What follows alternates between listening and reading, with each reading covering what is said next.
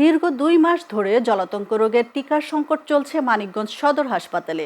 সরকারি হাসপাতালের পাশাপাশি প্রাণ রক্ষাকারী এই টিকার সন্ধান মিলছে না জেলা সদরের ফার্মেসিগুলোতেও। ফলে ভোগান্তিতে পড়েছেন 7 উপজেলার কুকুর বিড়ালে কামড়ে আক্রান্ত রোগীরা। তবে দ্রুতই টিকার সংকট কেটে যাবে বলে আশ্বাস দিচ্ছে হাসপাতাল কর্তৃপক্ষ। মানিকগঞ্জ থেকে সহকর্মী মোহাম্মদ সজল আলীর তথ্যচিত্রে দেখুন প্রতিবেদন।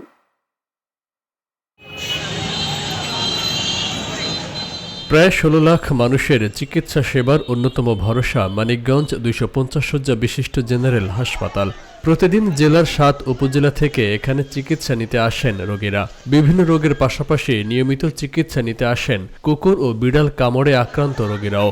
হাসপাতাল কর্তৃপক্ষ বলছে জেলায় প্রতিদিন প্রয়োজন হয় গড়ে 150 থেকে 200 ডোজ জলাতঙ্কের টিকা। কিন্তু গত বছরের 16 ডিসেম্বর থেকে সদর হাসপাতালে পুরোপুরি বন্ধ রয়েছে র্যাবিস ভ্যাকসিনের সরবরাহ। টিকার সংকট দেখা দিয়েছে আশপাশের ফার্মেসিগুলোতেও।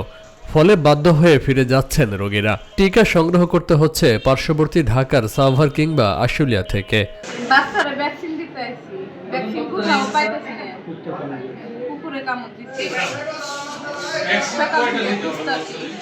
আমার বাচ্চারে বিড়ালে কামড় দিচ্ছে, তো এখন আসছি, এখন আর ভ্যাকসিন নাই। এখন কি করব?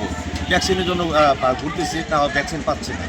এখন ভ্যাকসিন আসলে আমাদের জন্য সুবিধা হতো আর কি। আমি হচ্ছে ভ্যাকসিনের জন্য আসছিলাম, র্যাবিস ভ্যাকসিন সেটা হচ্ছে 2 ডোজ নিয়েছি, লাস্ট ডোজ নিয়েছি দেখি ওই ভ্যাকসিন নেওয়ার পর মানিকগঞ্জে কোথাও নাই। এই ভ্যাকসিনটা খুবই জরুরি। এটা হলো 6 মাস পাওয়া যায়, আবার 6 মাস পাওয়া যায় না। ভ্যাকসিনের সংকটের কারণে মানুষ অনেক ঘুরে যেতেছে রেগুলার। কোম্পানির উচিত তাড়াতাড়ি মালগুলা আনে, যেভাবে সাপ্লাইয়ের ব্যবস্থা তাহলে মানুষের অনেক ক্ষয়ক্ষতির সম্মুখীন হতে হচ্ছে। টিকার সন্ধানে প্রতিদিন মানিকগঞ্জ সদর হাসপাতালে আসছেন 200 থেকে 250 রোগী। পর্যাপ্ত উৎপাদন না থাকায় টিকা সংকট দেখা দিয়েছে জানিয়ে অচিরেই সংকট কেটে যাবে বলে আশা প্রকাশ করছে হাসপাতাল কর্তৃপক্ষ। অনেক রোগী, মানে আমার মানিকগঞ্জে প্রতিদিন আপনার 200 থেকে 250 রোগী প্রতিনিয়তই আসে।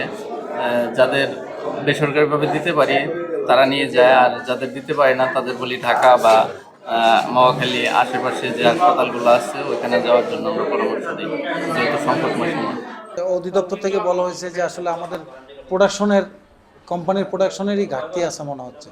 তো সেই ক্ষেত্রে তারা যখন অ্যাভেলেবেল আমাদের অধিদপ্তর দিতে পারবে, আমাদের সারা বাংলাদেশ ব্যাপী মোটামুটি এরকম একটা ক্রাইসিস চলতেছে। তবে অতি দ্রুত আমাদের এই সমাধান হবে, এই কথাই আমাদের ডিভিশন ডিরেক্টর স্যার বলেছেন।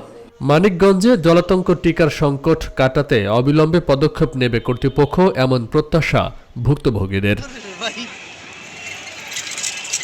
Faisal Mahmud, channel S news desk.